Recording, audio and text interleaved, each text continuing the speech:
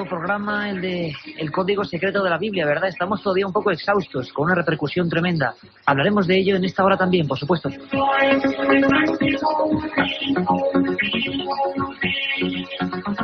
Ya está todo a punto, las luces en penumbra, como es característico. Nos preguntaban por aquí algún mail. Vamos a ver, voy a recogerlo. Mira aquí, lo tengo por aquí. Elena Gómez Rosado, que ha escrito, como podéis hacerlo ya, a milenio3@cadenaser.com. A partir de este momento, milenio3@cadenaser.com.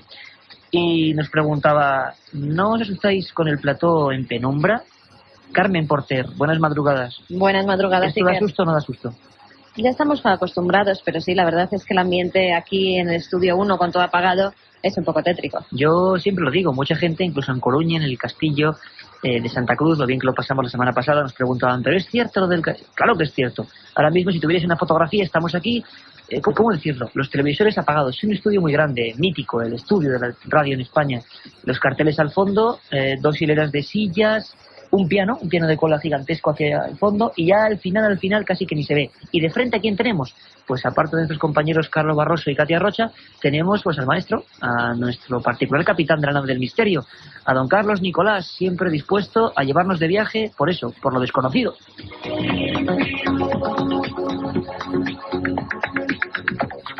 Y ese, Carmen, un programa muy especial, el de 10 a 11, hablábamos con Michael Drosnin, y yo me esperaba, te soy sincero, me esperaba cierta repercusión. Sinceramente también, no tanta.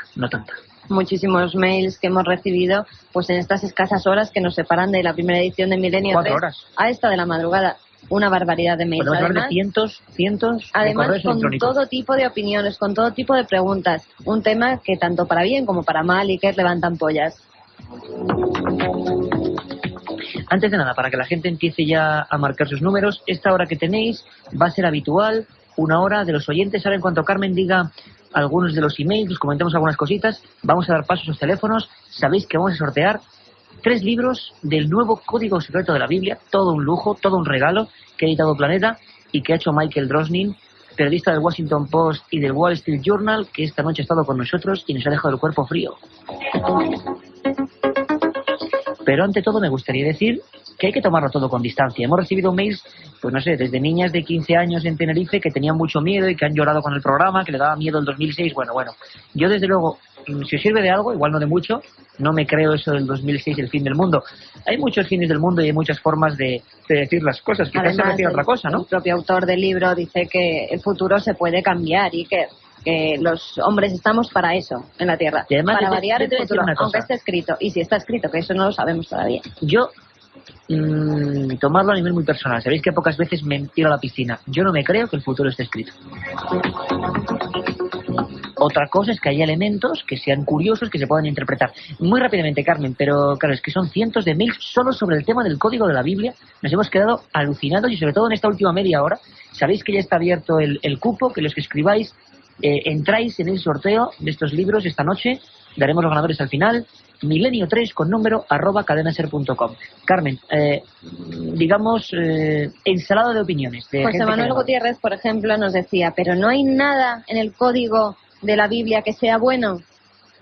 Pues sí, hombre, por ejemplo, la llegada del hombre a la luna es un hecho histórico bueno, ¿no? Es un acontecimiento importante. Los datos que reflejan dónde está Bin Laden, si esto lo reflejan, claro, también sería un buen dato. Y, por ejemplo, no es bueno, fijaros qué enigmático. Él dice, el código, lo que sea este programa, dice, ¿quién escribió el código? ¿O de dónde surge la clave de todo esto? Dice Lisán, que es un lugar muy cerquita del Mar Muerto, y dice obeliscos. Hace no mucho estábamos enfrente del obelisco inacabado en Asuán. Los obeliscos tienen mucha información. Bueno, son temas apasionantes. Lo que pasa que, ¿con qué nos quedamos? Con esas cosas de catástrofes, el 11 de septiembre, y es lo que más queda. Pero yo creo que hay que hacer un caso, como digo, relativo. Pongamos distancia. Son opiniones, es un programa informático, y ahí está. David Rico nos decía, mi nombre es David, soy fiel oyente del programa. Una anécdota o serendipia mía con su programa.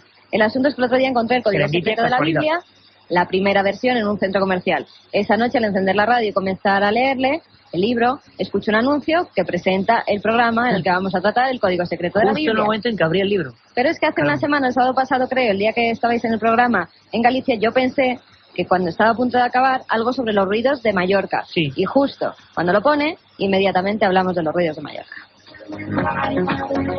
Bueno, serendipias, casualidades imposibles. Yo lo que veo es mucho afecto por parte de vosotros. Todos nos decís que estáis enganchados. Nosotros estamos enganchados a vosotros, a vuestras preguntas, y creo que estamos haciendo algo que es aprender todos de todos. Y claro, estas cosas pasan. Cuando uno sigue Milenio 3 con todas las de la ley, pasan estas cosas, Carmen. Otra serendipia de Eugenio, también precisamente con el código secreto de la Biblia. Dice que anoche estaba viendo la película Código Omega, se preguntaba si hablaríamos en Milenio 3 sobre el tema, hoy con el programa, y se lo encuentra. Increíble. Julio Plaza del Olmo dice, tengo una pregunta al respecto del tema que habéis tratado. ¿Qué es eso de que se coge la Biblia original, se eliminan los espacios, se forma entonces una matriz y entonces se juega la sopa de letras a encontrar textos, fechas? ¿Qué criterio se sigue para establecer el ancho y la longitud de las filas y las columnas? Claro, es que eso, mira, yo lo que está muy claro es que vamos a tener que hacer otro programa.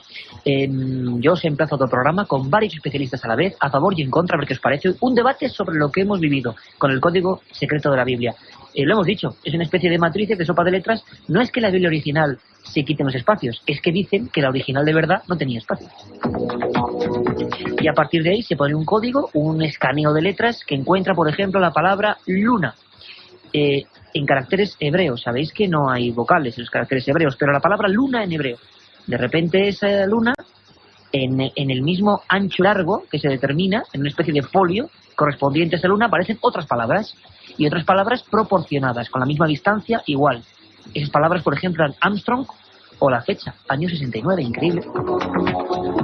José Fernando Cerezo hace una reflexión y nos dice, tengo una prueba para ver si el mundo se acabará en el 2006. Si el mundo se acaba en el 2006, después de ese año no vendría nada más codificado en el código secreto de la Biblia, ¿no?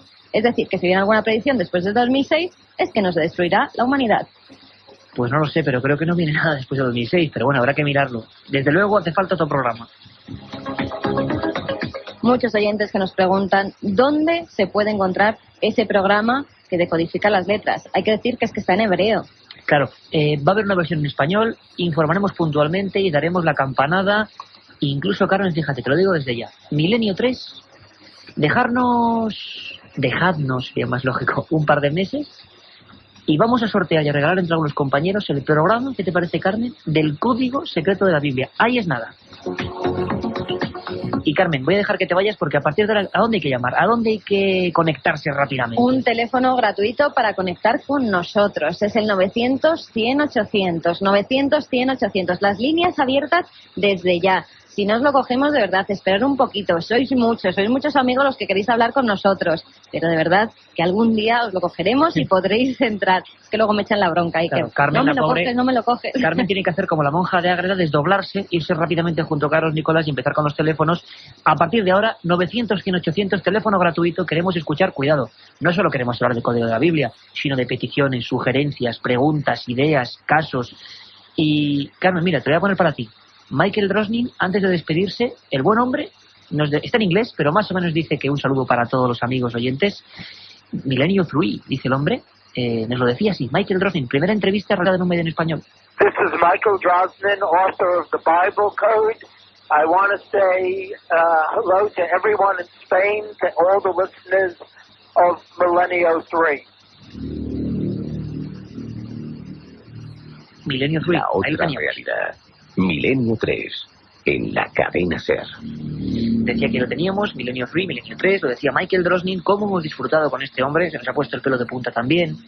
Sobre todo porque las noticias parece que, caramba, que es que van en esa línea, ¿no? En que el mundo, desde luego, no esté en uno de sus mejores momentos. Aunque yo, personalmente, llamadme positivo en exceso, optimista, lo que queráis, pienso que todo esto es un tema apasionantemente periodístico, pero que todo tiene que ser muy relativo.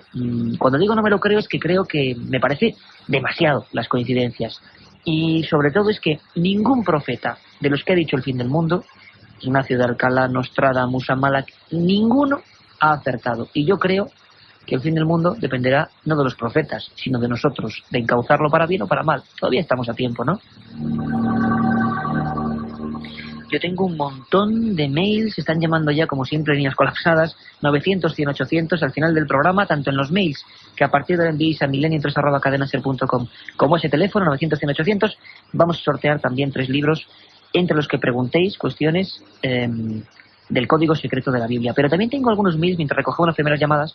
Por ejemplo, hemos empezado los sábados, sabéis que a partir de ahora, y lo repito, hay cosas clave. Primero, que tenemos 3 horas a la semana, y creo que ya está bien, que creo que son una buena forma de ponernos en contacto con todos vosotros. De 10 a 11, sábados y domingos, de 10 a 11. Los sábados, magazine, con biografías, con viajes, con rutas, con noticias, con historias, con la última hora, y luego el domingo, como ha sido ahora, de 10 a 11, un tema monográfico. Sabéis, como intentamos hacerlo siempre, es decir, con los documentos, con las cosas que están ahí, las opiniones encontradas a veces, para que vosotros forjéis vuestra propia opinión. Y después de 3 a 4 vamos a intentar dar paso siempre, mientras, al menos el verano nos lo permita, a vuestras cuestiones, a los oyentes. Pues bien, Raúl, que nos escribe desde la empresa Madritel, nos decía que va a veranear, si no recuerdo mal lo pone aquí, sí, a Soria.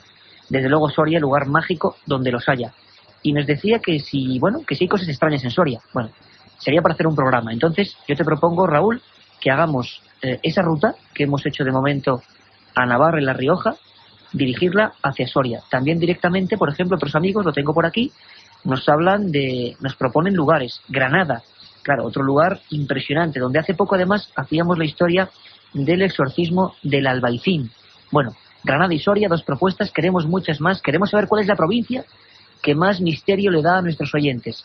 milenio3@cadenaser.com. De momento, Granada y Soria apuntadas, dentro de poco el sábado, 2 especiales sobre estos mágicos lugares. Amacuska nos escribía esta dirección de correo, la nuestra, preguntándonos por el enigma nazi.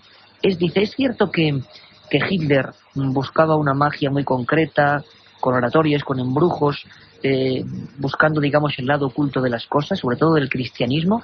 Bueno, hay mucha leyenda urbana, hay mucha utopía también, hay muchas personas que se promulgan a favor de estas conductas tan salvajes, ¿no?, del nazismo en momentos muy concretos, y dicen que había esa filosofía interna. Bueno, lo cierto es que sí hay certeza concreta de que Hitler, por ejemplo, ideó ciertos platillos volantes y que perseguía objetos de poder como la lanza de Longinos, la supuesta lanza que se guardaba en el Vaticano con la que se hirió a Jesús de Nazaret. ¿Por qué Hitler mandó varias expediciones concretas a Canarias, una de ellas, otra muy cerquita de los hielos glaciares, en busca unos de la Atlántida y otros del Grial? ¿Por qué había este cóctel de ideas en él? Bueno, os prometo un programa solo sobre esto, y os recomiendo un libro de Editorial Edad, El Archivo del Misterio, que está a punto de salir. El enigma nazi, José Lesta. Un libro impresionante para meternos en ese mundo a veces sombrío. José Luis, un buen amigo que estuvo en Galicia con nosotros, en el Castillo de Santa Cruz, nos escribe pidiéndonos un montón de historias sobre Galicia y comentándonos algo que no teníamos ninguna noción, no sabíamos, y es que el 16 de enero de 1809, a las afueras de La Coruña, en la batalla de Elviña o batalla de La Coruña, hubo un sinfín de muertos. Y ha habido un montón de personas a partir de los años 60, fijaros que sobrecogedor, personas concretas que dicen haber visto escenas aparecidos, lo que queréis llamarles, que asemejaban esa batalla. Eso ocurre en otros países también, al menos hay gente que lo dice. Indagaremos en esta batalla del Viña, gracias amigo José Luis. Esos son los casos, las historias que nos interesan aquí en Milenio 3. 900-100-800, José de Alicante. Buenas madrugadas, amigo. Hola, buenas madrugadas, buenas noches. ¿Cómo estás? Cuéntanos. Bien, vale. Yo quería saber si alguna vez podéis tratar el tema sobre criptozoología en España, concretamente en España, porque escribió un libro de criptozoología a nivel internacional, ¿no? Sí. Y creo que en España hay bastantes casos.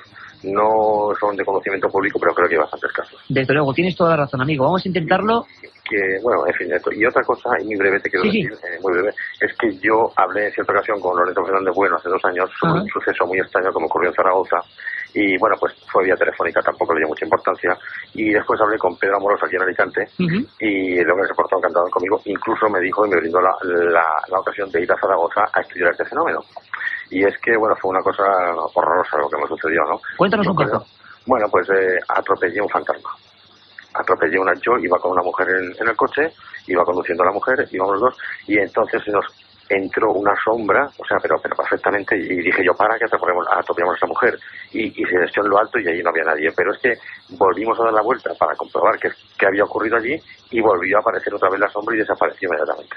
Y fue un suceso espeluznante, o sea, una cosa, incluso fui al médico y todo, y bueno, pues eso fue la cosa muy mal. Pues ahora intento contestarte, compañero, porque conocemos casos parecidos y hacemos la dinámica de siempre. Preguntáis y contestamos a través del receptor. Un abrazo muy grande y gracias por llamar. Gracias, adiós.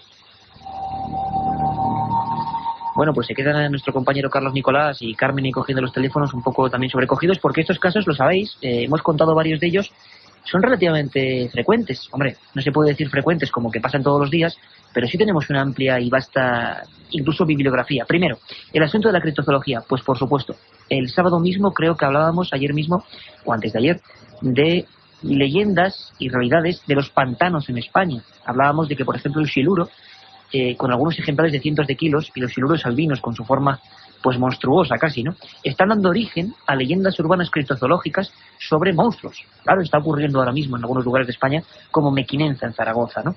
Pero hay muchas historias de animales desconocidos. Yo recuerdo en la querida Tierra de las Urdes, en Extremadura, que a mí me encanta, cómo te hablaban de animales que algunos de ellos fueron catalogados pues por la ciencia tiempo después, como el escurrupión, que nada tiene que ver con el escorpión, la salamantiga. Bueno, hay toda una serie de historias preciosas en la cultura ancestral de este país, con animales muy concretos. Lo contaremos.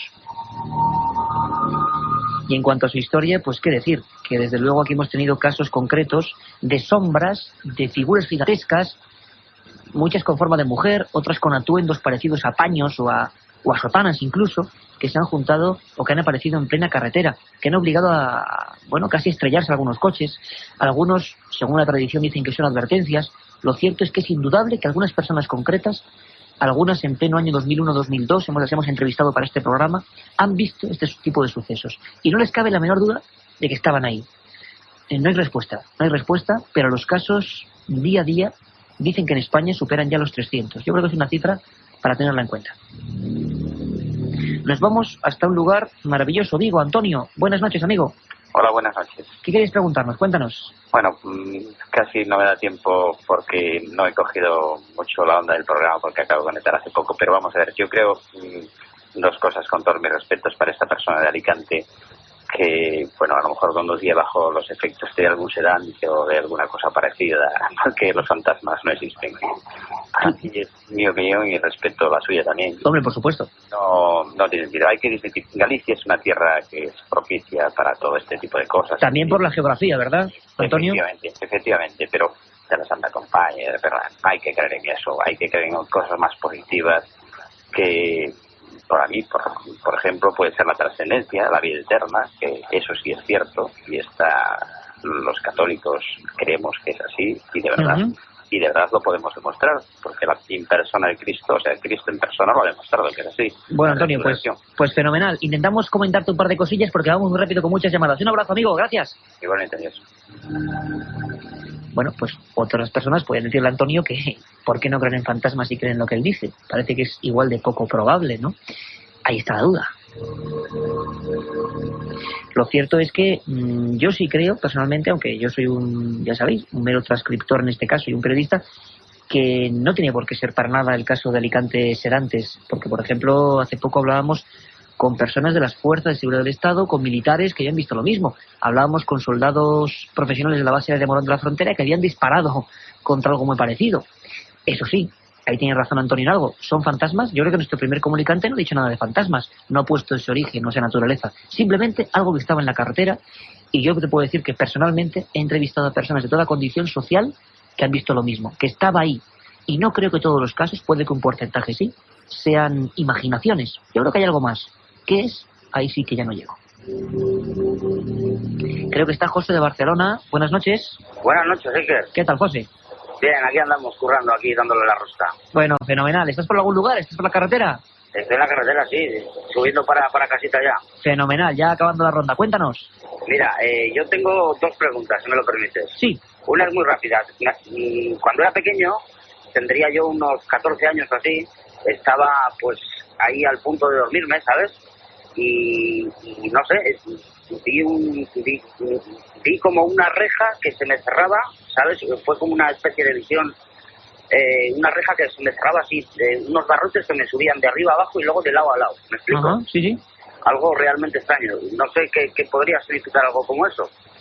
Bueno, yo siempre os lo digo que aquí desde luego, hombre, lo interesante es que haya gente concreta que os pudiera interpretar, pero desde luego hay una cosa importante, José, y es que según la psicología hay dos tipos de visiones o de cosas que nos ocurren o al justo ir a dormir o justo al despertar, en esos dos, pero hablamos de segundos, ¿eh? Y los expertos dicen, los nombres son muy raros, pero dicen que se llaman visiones hipnopómbicas o hipnagógicas, es puramente natural, es puramente nuestro, y significa, o quiere decir, que más o menos los últimos fragmentos de algo que estabas soñando y que no recuerdas se reflejan perfectamente como si estuvieran ahí en la vida. O sea, como si tú no... Si imagínate que estabas soñando con una persona, pues como si se te apareciese esa persona. Esto la psicología lo tiene perfectamente descrito. No es nada paranormal. Si es justo al irse a dormir o al despertar, parece que tiene explicación perfectamente natural y que no hay que en ningún momento angustiarse. ¿Y cuál es la segunda pregunta, José? A ver qué fenómenos extraños ha podido haber en Burgos. En Burgos, hombre, ahora mismo te contesto. Un abrazo, amigo. Otro, hasta luego. Bueno, y es que Burgos es una de las tierras con más misterios históricos, paranormales, ufológicos, arqueológicos. Fíjate, nada más hablar de cosas como Atapuerca, ¿no? Auténtica cuna, dicen, los primeros hombres inteligentes o con cierto grado de inteligencia que campaban por aquí, por la península ibérica. Yo te voy a contar una cosa que me remonta a mi niñez. Fíjate, te podía hablar de Burgos, de muchísimos casos investigados por mí personalmente. Yo recuerdo perfectamente cuando hice un reportaje en uno de mis libros, en mi primer libro, Enigmas sin resolver, de uno de los casos que a mí más me ha impactado y que un día contaremos aquí. Y es el aterrizaje de 5 cosas ante 5 militares de la Academia de Ingenieros del Ejército de Burgos, y que fue el primer caso en España que toda la prensa reflejó. Era el 2 de enero de 1975, y que durante 20 años el Ejército del Aire español mantuvo en secreto. Todos los expertos, hasta los más escépticos, consideran ese caso y no otro, en las proximidades de un pueblito que conocerás, Quintana Ortuño, como el caso ovni más raro de la historia de España. Y es nada. Y yo te contaría a nivel de la niñez de una cosa que me acuerdo que me marcó en un libro de Juanjo Benítez, una historia en Solarana, muy cerca de Lerma, ese maravilloso lugar. Un agricultor que fue perseguido, vamos a llamarlo así, por una especie de medialuna rojiza. Pensó que era un incendio y aquella medialuna fue hacia él. Lo misterioso es que esa misma noche y no otra, en el polígono de tiro de las Bardenas Reales en Zaragoza, otro de esos grandes casos que motivó información confidencial que ha sido liberada pues 20 años después. A la misma hora, prácticamente unos minutos después de que este campesino que iba en un Renault 6, Carlos Izquierdo, me acuerdo que se llamaba, fuera perseguida por esta medialuna, que le hizo todo tipo de perrerías cruzándose la carretera, pues 30 personas en uno de los polígonos de tiro más vigilados de España, Bardenas Reales, Navarra, se las veían con algo muy parecido, la descripción la misma, como una campana rojiza. Algo realmente intrigante. Gabriel, desde Tarragona, buenas madrugadas, amigo. Hola, buenas noches. Cuéntanos, Gabriel. Quería preguntarte 2 cosas. A ver. Si sabes de algún misterio ovni o paranormal por aquí por Tarragona. Ajá. Y sobre las caras de ver. Sí, cuéntanos. Si ha salido alguna cara más o... Nuevas caras, ¿no? Sí, porque hace 5 meses que no os puedo escuchar. Ahí va, pues te has perdido una investigación alucinante. Qué pena, porque con las caras de Belmez hemos descubierto, bueno, este programa se ha volcado en hacer una historia sobre algo que nos parece clave, y es una familia muerta, la familia de esa casa que murió en la guerra civil, y hemos comparado sus caras con las caras de Belmez. Te intento resumir todo en un minuto, ahora en un momento, ¿vale? Gracias. Vale, adiós.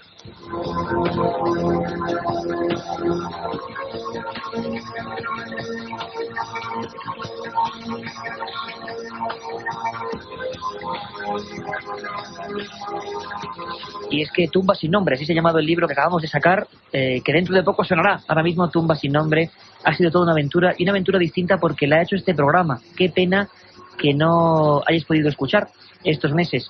Toda una investigación que ha dado un giro histórico al tema de Belmez. La policía científica ha colaborado con nosotros, Salvador Ortega Mayer, uno de los fundadores, informáticos. Bueno, hemos conseguido vincular las caras de Belmez a la familia de María Gómez Cámara, la dueña de la Casa de las Caras, Toda esa familia fue masacrada en la guerra civil, ni más ni menos. En una de las páginas más ocultas, la toma del santuario de la cabeza, ni más ni menos. Y en ese libro, En tumba sin nombre, que vamos a poner ahora mismo además esa advertencia sobre el libro, Mejor imposible, hemos ido colocando cara a cara con programas solo al alcance de la policía científica y, bueno, las concordancias han sido espectaculares. 70% de parecido prácticamente entre las fotografías de esas 7 niñas y sus padres que murieron ahí y las caras de Belmez. Hemos ido hace 10 días a Belmez para ver la repercusión de este estudio que da un giro a toda la historia, que explica muchas cosas, y algunas de las caras no están apareciendo, estaban desapareciendo, ni más ni menos. Hacemos una pequeña pausa y seguimos esperándoos en el 900-100-800 y en el milenio3@cadenaser.com. La otra realidad. Fenómenos extraños. Misterios sin resolver. Milenio 3. En la SER.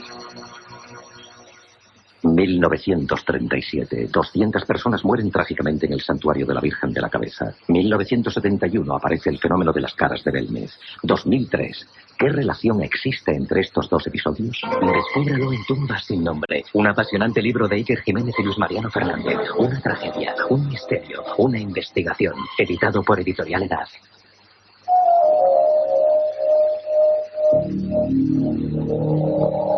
Pues ahí está la tumba sin nombre. Son las 3:33, justo, 333. Esto también puede ser un código secreto, quién sabe.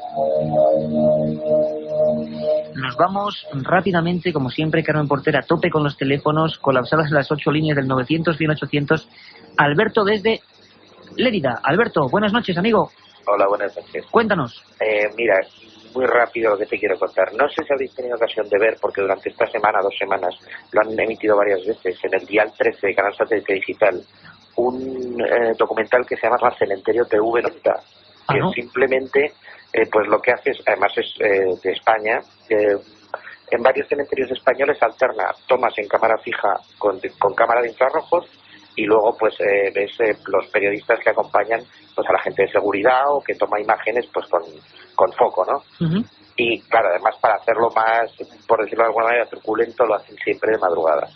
Yo lo vi hace unos días y aproximadamente en el último tercio, en una de las tomas fijas de cámara de infrarrojos, parece que cruzó una sombra por delante. En fin, probablemente será mi vista o simplemente igual la sombra de una de las personas que operaban la cámara. El susto que me llevé fue importante y era nada, que si tenéis ocasión de verlo con vuestros ojos seguro, mucho más expertos que los míos, nada, que sepáis que... Oye, Alberto, dinos cómo era, Cementerio TV90. TV90. Qué cosa más rara, nunca había oído escuchar. ¿Y por qué se hacía esta experiencia? O sea, ¿qué perseguía esta experiencia, digamos? No, es simplemente eso. Por una parte, hablar con las personas que están de guardias de seguridad, se les acompaña en una ronda, y luego hay aproximadamente la otra mitad del documental, son simplemente tomas de unos minutos de una cámara de infrarrojos fija en un cementerio.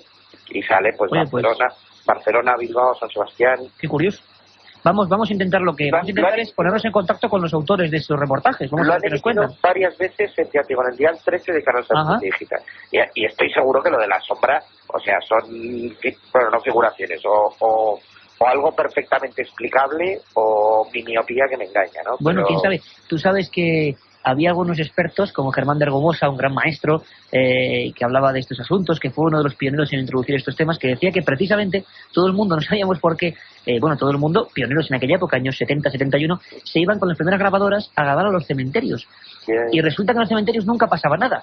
Y argumentaban algunos que decían, bueno, parece que las psicofonías, o lo que, grave las psicofonías, lo que sea, tenía predilección por hechos truculentos. Y si lo pensamos bien, un cementerio es el lugar más tranquilo del mundo, ¿no, Alberto? Sí, no, ya digo que independientemente de eso, es francamente curioso Pues lo que haremos, Alberto, será intentar contactar con esa gente, nos parece una experiencia curiosa, a ver qué han vivido, y que nos saquen ellos de dudas, ¿vale? Un abrazo. Oye, a vosotros, hasta luego. Gracias. María desde Santander, buenas noches. Buenas noches, Iker. Hola María, ¿qué tal? ¿Qué nos cuentas? Te iba a felicitar por el programa, pero mejor ya yo de mayor quiero ser como tú. Hombre, eso no sé si te convendría mucho, pero bueno, de verdad que muchísimas gracias, porque no os imagináis la cantidad de cariño que nos llega, es increíble. De ese tipo, decir. Bueno, si vamos a Santander contamos contigo, desde luego, Ya me gustaría. Claro que sí, cuéntanos. te digo, mira, a mí todos estos temas me fascinan desde muy pequeña.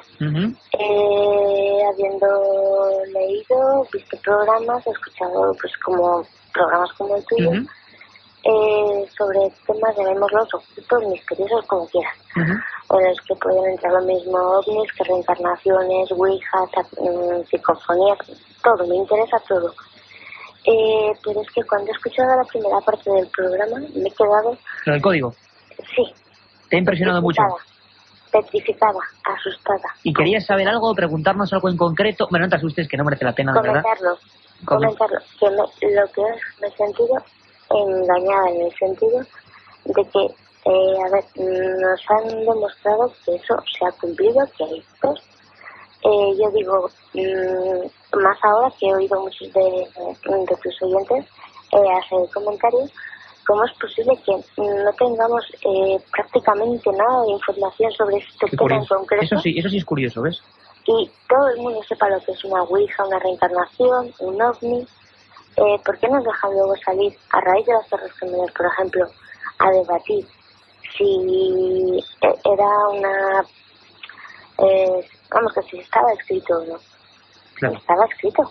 Bueno, sería muy susceptible eso de plantear, ¿no? El tema sería, ¿lo comparto o no? ¿Creo o no creo?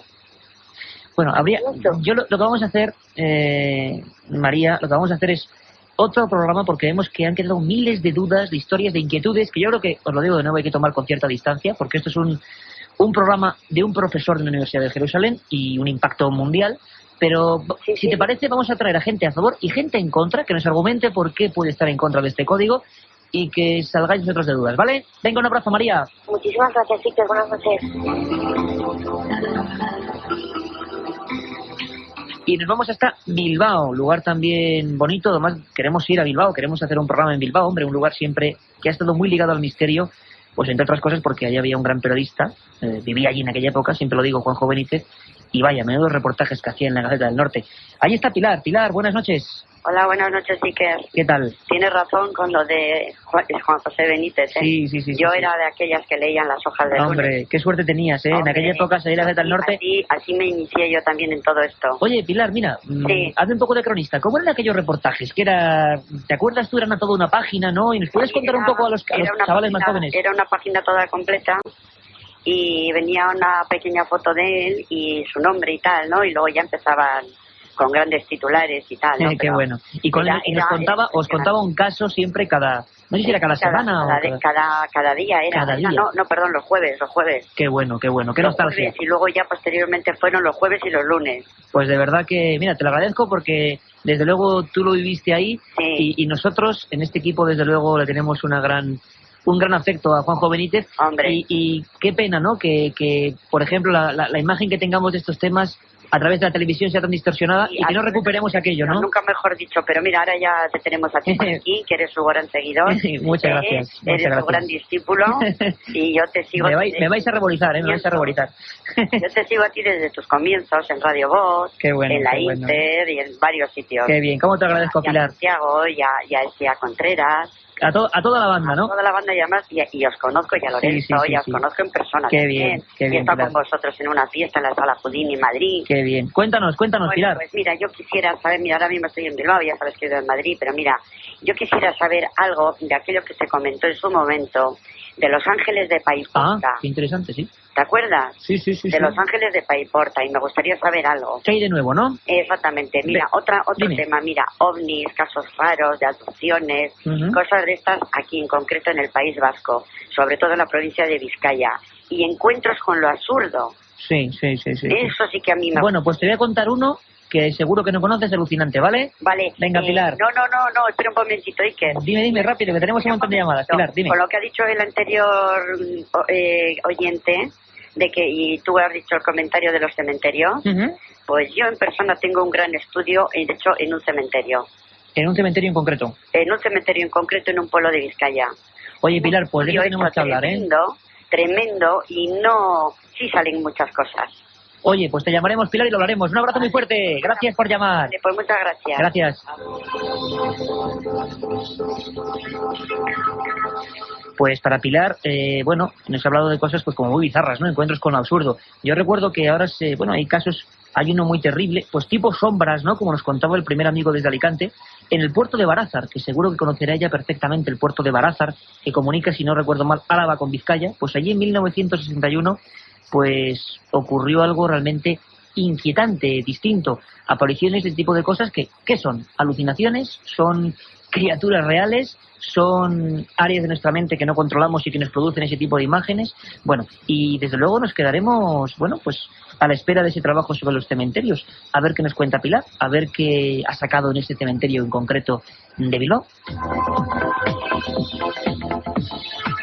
Y ahora nos vamos hasta Cádiz, precisamente, fijaros y curioso, Bilbao, donde estaba Juanjo Benítez trabajando, y Cádiz, pues donde está ahora, siguiendo la ruta de Juanjo Benítez. José Luis, buenas noches, amigo. Buenas noches. A ver, cuéntanos. Mira, pues quería un poquito de información sobre el cronovisor, lo que es el Padre Pilón y eso, y a ver si hay alguna página de internet curiosa para poder mirar y eso. Venga, perfecto, te contestamos en un momento. Gracias, José Luis. Ya, de nada, hasta luego. Por cierto, me olvidaba que Pilar preguntaba por Los Ángeles de Paiporta. Pues fueron un grupo de personas que decían que, bueno, con una serie de... En una época en la que ya no era habitual que hubiera contactados, otro tema amplísimo, gente que cree estar en contacto con otras realidades. Bueno, resulta que Los Ángeles de Paiporta fueron un fenómeno que ocupó portadas de los periódicos en Levante. Eran unos muchachos que decían que estaban haciendo una recopilación de 2000 documentos, bueno, una historia muy compleja. Bueno, ¿qué pasó con ellos? Pues que desaparecieron como tragados por la boca de la tierra. Nunca más se supo. Y para José Luis de Cádiz, y además es que tenemos un montón de mails, un montón preguntándonos otra vez, siempre lo hacéis, ¿dónde podemos escuchar el programa? Bueno, hay casi 100 programas en www.ikerjimenez.com, que a pesar de que lleve mi nombre, da también un poco de rubor, pero es la página amiga de Milenio 3, con el permiso de la cadena SER, y gracias a amigos como José Manuel García Bautista o Rafael Cabello, tenemos ahí los programas. Mucha gente dice que caramba, que se saturan. Claro, es que a veces hay 100.000 escuchas casi a la semana de programas de Milenio 3. www.ikerjimenez.com, ahí lo tenéis, y el compañero pues podrá acceder a todo tipo de información. Sobre el cronovisor, bueno, un programa seguro, porque es una historia que tiene que ver con el Vaticano y con una búsqueda como de la máquina del tiempo, ¿no? ¿Nos parece de ficción? Bueno, José Luis, un poquito de calma, porque haremos un programa y te sacaremos de dudas. No era el Padre Pilón. El Padre Pilón era un sacerdote jesuita, o es, que investiga estos fenómenos. Era el Padre Ernetti, en Italia. Contaremos su historia, seguro. Y estamos dando la vuelta a España. Estamos en tiempo de tour, pero esto es la auténtica vuelta a España. Murcia, Rubén. Buenas madrugadas, amigo. Buenas noches, Ike. Cuéntanos, Rubén. Mira, que anoche echaron un reportaje en la 2, yo no lo pude ver, pero me lo han comentado, sobre que en la Luna, la llegada a la Luna, la supuesta llegada a la Luna del hombre, pues que pudo ser un fraude. Un montaje, ¿no?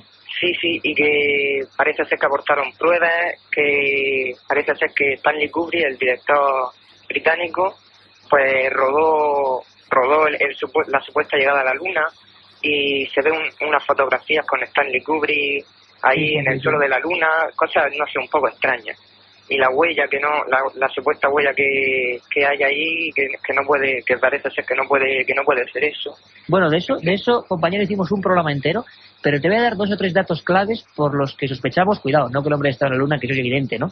Pero sí dicen que en aquel momento concreto a nivel político había un interés tremendo. Bueno, aquí en el programa, te lo recuerdo, lo puedes encontrar ahí también en ikerjimenez.com, pero te recuerdo que tuvimos aquí al director de la NASA en España, no en cualquiera, en la época, al doctor Ruiz de Ocopegui, y nos contaba cómo era una época muy compleja y cómo él mismo, bueno, era inquietante cosas como lo siguiente. En las fotos de Aldrin, que el que sale es Aldrin, la gente cree que es Armstrong, pero es Aldrin estaba antes y hacía las fotos, sale la bandera moviéndose, y claro, en la Luna no hay gravedad, no hay viento, y la bandera sale moviéndose. Luego había problemas con las huellas, había problemas de sombras con los focos. Bueno, hicimos un programa. Es cierto que hay 3 o 4 detalles inquietantes de verdad, para pensar que quizá esa primera toma o que hay imágenes de un montaje. Y sí te puedo contar una anécdota muy curiosa. El experto en láser de estos temas de astronomía, Javier Gregorí, nos contaba, a modo de anécdota, que él estando en las instalaciones de Cabo Cañaveral encontró un archivo con un montón de fotos como las de la Luna, pero con focos. Y dijo, ¿esto qué es? Y le dijeron que había que haber pues un preparativo, ¿no? Y todos nos quedamos con la mosca detrás de la oreja, porque nadie sabe nada de ese preparativo. Claro. ¿Sería un plató? Bueno, te aseguro que haremos otro programa, ¿vale, compañero? Venga. Un abrazo, gracias. Gracias por el programa. Muchas gracias, amigo. Hasta luego. Pues esto es Milenio 3, estamos en la cadena SER, son las 3:47 y seguimos recibiendo llamadas a ese 900-100-800. Un pequeño descanso porque tenemos que dar también paso a los mails. Nos escribió Juan Coinet y nos preguntaba muy escuetamente: ¿cuándo vais a tratar el tema del Duende de Zaragoza? Bueno, tema espectacular donde los haya, el Duende de Zaragoza, muy pronto, la historia más increíble de la preguerra en España.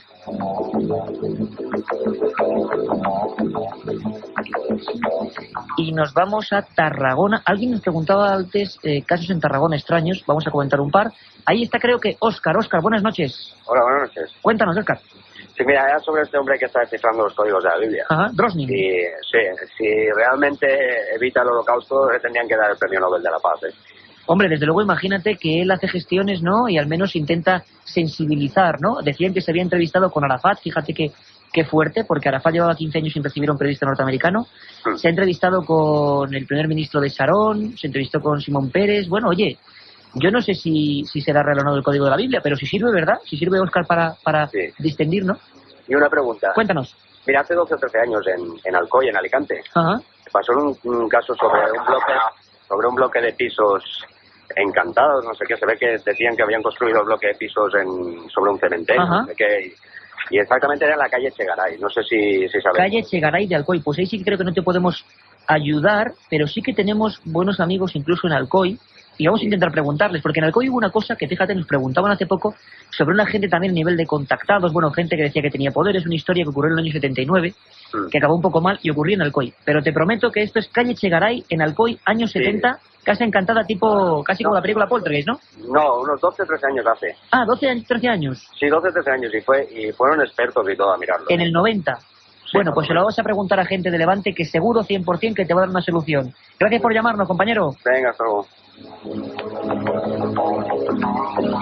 Y bueno, es que hay un montón. Por ejemplo, José Luis Romero Moreno nos escribía en milenio3@gaser.com, nos preguntaba: ¿qué hay de nuevas oleadas de supuestos avistamientos ovnis en España en los últimos tiempos? Bueno, en la semana pasada hablábamos de la Gallega, ¿no? Donde había intervenido la Guardia Civil, el Ejército del Aire, donde había nuevos casos. Esa sería la única y última gran oleada a caballo entre el siglo XX y el XXI. Después nos iríamos ya directamente a las de los años 70. La gran oleada española fue del 74 al 79, la gran cantidad de casos, digámoslo así, de informaciones por parte del Ejército del Aire. Y entre media y los 80, pues hay que decir que fueron como un desierto. Aquí mismo, en Madrid, tenemos a Soraya. Soraya, buenas madrugadas. Soraya, buenas noches. Soraya, parece que la hemos perdido. Seguimos, porque a veces, claro, están ahí las llamadas a tope y unas se van, se pierden, no se pueden seguir ahí mucho tiempo. Igual algunos se cansan, no lo sé, pero tenemos a Santi desde Oviedo. Santi, buenas noches. Hola, buenas noches. Hola, Santi, pregúntanos. Quería deciros que el oyente que ha llamado antes de los cementerios, ¿sí?, que aquí en Oviedo hay un programa un canal de televisión que se llama Telecable. Ajá. El programa es Calle 13 y ahí en lo de los cementerios lo echan todos los días de lunes a viernes a partir de las 3 de la noche. Caramba, pues ahora nos enteramos. O sea, a las 3 de la madrugada, estas mismas horas. Sobre las 3 de la madrugada, de lunes a viernes, lo echan todos los días. Caramba. ¿Y tú has visto eso de la sombra o no? No he podido verlo, pero estaré más atento la semana que viene. A ver. Venga, muchas gracias, Santi. Otra cosa. Dime. Quería saber si en Oviedo ha pasado en Asturias algo misterioso o lo que sea. Venga, perfecto. Un abrazo muy fuerte. Venga, gracias. Hasta luego. Pues es que en Asturias, claro que han pasado cosas. Es decir, es difícil encontrar, bueno, no hay ninguna provincia española donde a nivel histórico o a nivel misterioso no haya habido casos. En Asturias, muchísimos. Por ejemplo, a nivel criptozoológico y puramente científico, el calamar gigante, ¿no?, que solamente se encuentra allí, en Luarca.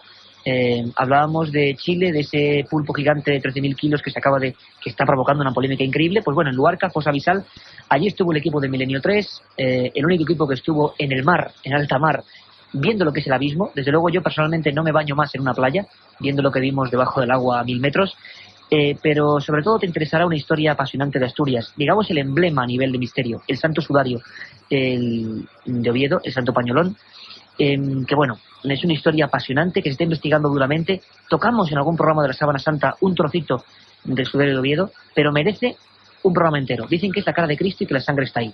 Contaremos toda la historia. Sigue atento en Milenio 3. Volvemos a Santander, una ciudad donde, claro, hay tantos misterios, algunos muy queridos para mí, como el hombre pez de Liérganes, apasionante. Juan, desde Santander, buenas noches. Hola, muy buenas noches. Cuéntanos, Juan. Yo solo quería contaros, dos avistamientos ovni, bueno, dos primeros, pero los dos más claros que hubo en el año 94, en un pueblo de Cantabria, Herrera de Camargo, a las 4 de la tarde del verano del 94-95. ¿Qué se vio, Juan? Pues un objeto, una esfera blanca suspendida en el aire, aparentemente a poca altura, porque era enorme la esfera. El periódico aquí de Cantabria, un periódico de aquí de Cantabria, dijo que era un globo aerostático. Pero lo que vimos sobre a las 8:30, que estuvo 4 horas y media suspendida en el aire, quieta, dos figuras humanoides, y vimos cómo se fue la esfera a toda velocidad. Qué curioso, y esto pasó en Herrera de Camargo en pleno día. Sí, en pleno día, y a las 8:30 de verano, claro, horario de verano, 8:30, se fue la esfera y desde lejos pareció una estrella. Y otro avistamiento ovni, este lo he visto yo, no sé si lo habrá visto otra persona, verano del año 2002, el verano pasado, en julio, 7 de la tarde, un avistamiento, pero lo más terrorífico que podía haber visto yo. Lo de las películas de Stephen King se queda corto. Eso sí que era un objeto no identificado. La base era rectangular, salió de la nada. Yo estaba en casa en un quinto piso, viendo cómo se iba acercando aquel aparato, bajando más bajo, iba más bajo que las nubes. Y a decírselo yo a unos colegas que había en la calle, abajo, a estirar el brazo y enseñarle el objeto, subió y a meterse entre... ¿Y desapareció? No desapareció. Siguió para lo que yo no quise seguir mirando, porque me quedé estupefacto, sorprendido y bueno, y podía contar más. Juan, pero no tenemos tiempo porque hay un montón de llamadas, pero te voy a comentar una cosa muy importante del 94, ya verás, escucha muy atentamente. Un abrazo. Venga.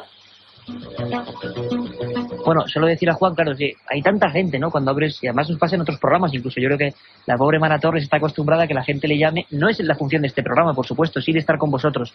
No de responder, porque yo soy un periodista que simplemente se informa y puede comentaros paralelismos con otros temas, pero yo no tengo ninguna verdad, por supuesto que no. Ni creo en nada, ni sé nada. Simplemente nos informamos. Pero sí es cierto que nos contaba Juan de Santander un caso de una esfera, una historia en el 94 en pleno verano. Bueno, esa esfera fue vista también en Vizcaya, motivó una de las últimas investigaciones por parte del Ejército del Aire y nunca se sabe, o nunca supimos qué fue. Y fue portada de varios periódicos en aquella época y el diagnóstico que se le dio, hay que ser certeros, era globo sonda, globo aerostático. ¿Fue la verdad? ¿No fue la verdad? Quizá lo sepamos con el tiempo. Casi acabando, porque tiene que venir Carmen Porter ya para acá. Miguel desde Mallorca. Estábamos el sábado pasado en Mallorca investigando también cosas, con Chema Ford, nuestro corresponsal. Miguel, buenas noches. Hola, buenas noches. Miguel, cuéntanos. Bueno, dos preguntas. Sí. Sobre la Ouija, a ver si se puede contactar con fantasmas. Sí. Y si hay alguna casa encantada en Mallorca. En Mallorca, ¿no? Investigación sobre ese tipo. Pues te contestamos en un minuto. Muchas gracias.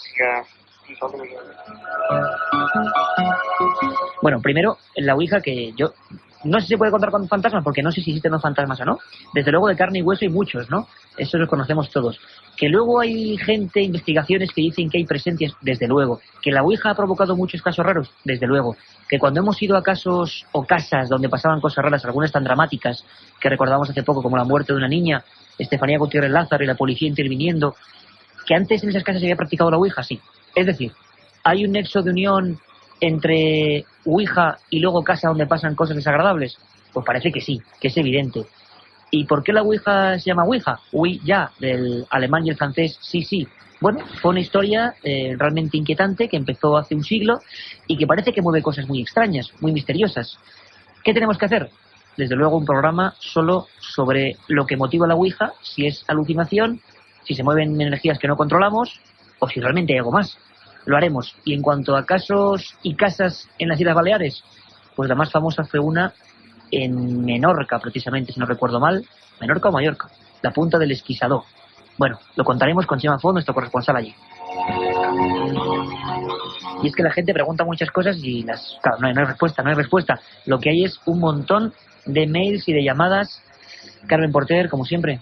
Como siempre, la centralita llena. Se nos ha quedado Vanessa de Madrid. Ahí que no la hemos podido dar paso en el último momento. Un saludo, Vanessa. De verdad que contactaremos contigo. Pero la semana que viene, que lo intente, que de verdad que la pasamos la primera. Venga. Y vamos a dar los ganadores de esos 3 libros del Código Secreto de la Biblia, segunda parte. Son José de Alicante, Rubén desde Murcia y en el mail Eugenio Buitrago. Eugenio Buitrago, repítelo de nuevo, Eugenio Buitrago. Eugenio Buitrago, José desde Alicante y Rubén desde Murcia. Bueno, nos pondremos en contacto con ellos para enviarles ese libro. Y la gente con un montón de cosas, ¿verdad, Carmen? Lo que pasa es que nos preguntan algunas cosas que, claro, nosotros no tenemos ninguna verdad, ni desde luego somos los más alejados de los gurús o los que, incluso los expertos que puedan saber de esto. Simplemente yo creo que en estos temas no hay expertos. No.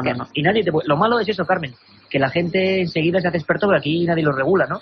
Y entonces cualquiera puede hablar de presencias, de seres extraños, de lo que sea. Pero de viajes a Venus, a Marte, claro, de que contacta con espíritus todas las noches. Desde luego que Milenio 3 yo creo que es un programa que es todo lo contrario. Hoy teníamos a Drosnin, el periodista del Washington Post, contándonos cosas físicas, objetivas. Y la semana que viene, creo, os adelanto, que vamos a viajar hasta México, donde están pasando cosas intrigantes, que tienen que ver con las antiguas culturas y, desgraciadamente, con cosas que pasan ahora mismo. Vamos a ver si lo logramos. Están pasando cosas que tienen que ver con sacrificios humanos. Algunos hablan de snuff movies, leyenda urbana, ¿no?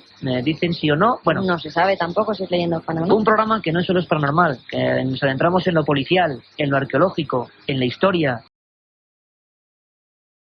Iniciando el tema, hemos despertado a todo el mundo, yo creo, con estos compases de misterio de ella miseria, como decía, amigo de Milenio 3, por supuesto.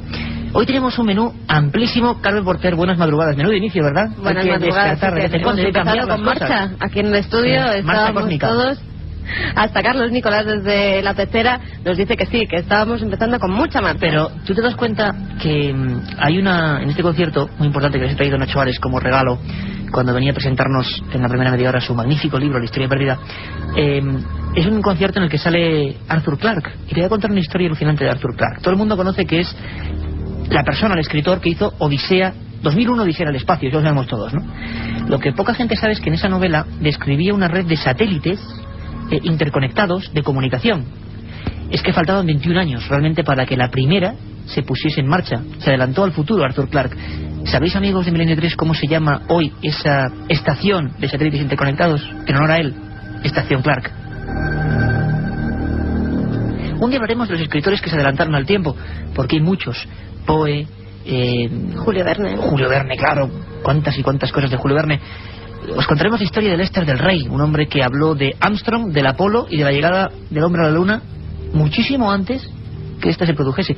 Carmen, hay una novela, como a veces ocurre, ¿verdad? El mundo nuestro de los escritores es muy complicado, porque tú haces un libro y nunca sabes qué éxito va a tener, ¿cierto o no? Sí, es verdad. Tú, en cierta forma, echas ese mundo a la calle, ese libro, que es un mundo a la calle, que es todo un mundo, que son tus investigaciones, que son tus historias, y no sabes dónde va a acabar. Pues Lester del Rey era un hombre oscuro, extraño. Hoy tiene muchos fans por cierta cosa. Hizo un librito que se llama Misión en la Luna. Y empezaba así. La nave Apollo aterrizó sobre nuestro satélite. Y de ella, por una escalerilla, bajó el comandante Armstrong. Curioso. Claro, todo el mundo dirá, esto pasaba en julio del 69. Claro, el problema es que esta novela, con la nave Apolo, el viaje a la Luna, la escalerilla y Armstrong, no otro nombre, poniendo el primer pie en la Luna, se escribió en 1954. Son historias que nos metemos en ellas y casi hacemos otro programa del que tenemos previsto, y no, tenemos que reconducir, pero sí hablar del espacio, o de cosas relativas al espacio, misterios y ovnis. Y como siempre, milenio3@cadenaser.com, milenio3@cadenaser.com, multitud de preguntas y de cuestiones en torno a esta primera media hora, de 10:30 a 11, sobre esas estructuras, en absoluta primicia. Milenio 3, Luis Mariano Fernández, Nacho Ares, nuestro corresponsal en Cuba, y los científicos de esa expedición Exploramar, que han encontrado lo que parece son vestigios de una civilización desconocida por completo, una civilización de la que no sabemos nada, que puede que tenga 6.000 años, que hizo esas avenidas y que grabó con extraños símbolos en las paredes muy parecidos a los egipcios toda una serie de cosas. Bien, vamos a pasar de lo más remoto, de lo más antiguo, a un misterio que quién sabe si sea el propio futuro. OVNIs. Y OVNIs en un país mágico, un país que ojalá nos acoja dentro de poco para hacer un Milenio 3. Sería un auténtico sueño. Chile, el país más largo, 5.400 kilómetros llenos de misterio. Os acordaréis muchos de que un programa especial que hicimos fue sobre precisamente el norte de Chile y el Cabo Valdés, aquel soldado que sufría todo tipo de extrañas experiencias en torno a un ovni. Han pasado cosas todo el mes de marzo, y lo más increíble es que en el mes de abril hay varias ciudades de nombre casi impronunciable que están haciendo batidas en la 7ª región porque un extraño ser, individuo que no deja huellas, como pasó en España, está mutilando el ganado. Y cómo no, hablando de Chile, tenemos allí a nuestro corresponsal en el lugar del misterio, don Cristian Rifo. Buenas noches. Hola, buenas noches, Iker. Bueno, ha ocurrido de nuevo fenómeno ovni, han ocurrido también fenómenos, podíamos asimilarlos al tema ya mítico del chupacabras, mucha actividad misteriosa en los últimos meses. Hablamos de el 3 de abril, concretamente últimas apariciones del tema chupacabras o mutilaciones de animales, y todo un mes de marzo muy activo a nivel ovni, ¿no, Cristian? Así es, como tú dices, este mes de marzo y comienzo hasta el mes de abril ha sido bastante movido en cuanto a reportes, avistamientos de ovni y últimamente, como tú dices, a la aparición del chupacabra. Hay un caso que yo diría que hay que destacar dentro de los sucesos ocurridos durante el mes de marzo, y que es un avistamiento que se produce el día 21 de marzo. Muchos testigos, algunos hablan de hasta 1.000 personas. 1.000 personas. 1.000 personas de una de las comunas populosas de Santiago, que es la comuna de Providencia, lugar donde hay muchas oficinas, a plena luz del día, 11:45 de la mañana, un avistamiento de un objeto muy luminoso acompañado de, nosotros hemos contado en 2 videos que tenemos, alrededor de 60 a 80 luces pequeñitas a su alrededor. El fenómeno estuvo ahí por más de 1 hora. Mucha gente pudo observar este fenómeno, incluso se produjeron tacos en el tránsito, mucha gente de la oficina salió a la calle a ver este fenómeno. Yo diría que uno de los fenómenos masivos en cuanto a testigos en Chile, yo diría que está como en el segundo lugar después del 17 de agosto del 85, que la gente lo recuerda por el caso Frenchy, pero fue un avistamiento masivo también sobre Santiago. Nosotros hicimos todas las consultas pertinentes a la Dirección General de Aeronáutica para saber de qué se trataba este fenómeno, y hasta el día de hoy no hemos recibido una respuesta satisfactoria en cuanto a que pudiera ser un fenómeno que está estacionado, porque este fenómeno estuvo, como digo, durante 1 hora sobre el cielo de Santiago, y por lo menos nosotros contamos con 2 filmaciones, una hecha por un canal de televisión, la red televisión de acá de Chile, y que presenta este fenómeno tal cual como ocurrió, y bueno, la cantidad de testigos que hay es impresionante.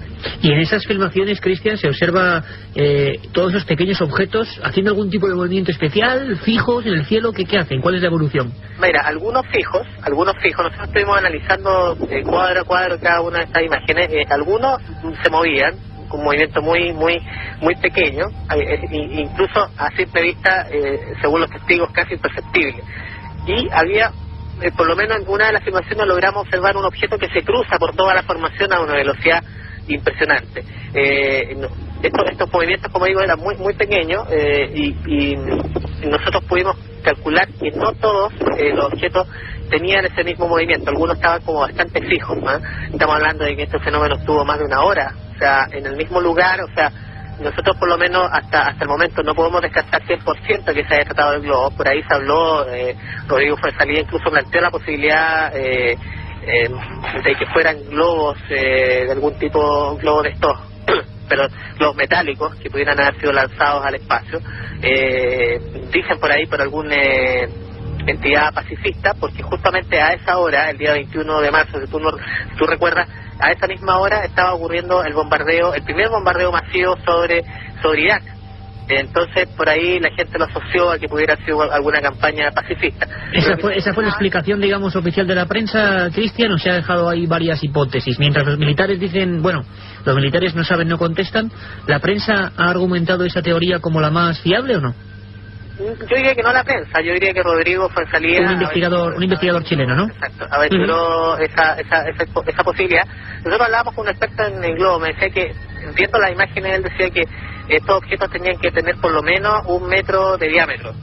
Entonces nosotros contamos que eran alrededor de 100 globos, lo que significaba por lo menos 1.800.000 pesos en cuanto a esta campaña pacifista. O sea, era mucho dinero el que estaba metido ahí si es que hubiese sido una campaña publicitaria. Cuestión que también nos llama la atención de que no haya sido alertado a los medios de comunicación. Claro, que no supiera, ¿no?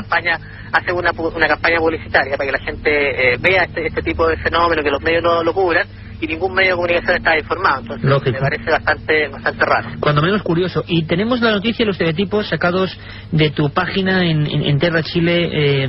La verdad, Cristian, el asunto del supuesto chupacabras o algo que ataca y que mutila el ganado ha llegado a ser motivo de pánico. No sé si lo digo bien, pero es Chimbarongo, una región donde incluso, según nos informas, y lo haces ahora para toda España, ha habido batidas las personas con armas siguiendo en la segunda región de Chile, en esta población, al supuesto agresor. ¿Qué ha pasado, Cristian? Sí, bueno, yo justamente me encuentro acá en la séptima región en este momento, muy cerca de donde ocurrieron estos sucesos. Los últimos reportes del 2 de abril, y anterior a eso, un par de semanas antes, también había habido un reporte de mutilaciones de ganado. Fueron varios gallinas, principalmente en este caso, a diferencia de lo que pasó en Calama en el año 2000. En Calama eran animales de varios tipos, ovejas, eran cabras, eran chanchos incluso. En este caso eran puras aves. En varios gallineros se encontraron estas aves con curiosas incisiones que, según los veterinarios, no demuestran el por qué estos animales mueren. O sea, se encuentran estas marcas, pero a su vez el veterinario afirma de que ese ataque, digamos, no es el que le provocó la muerte.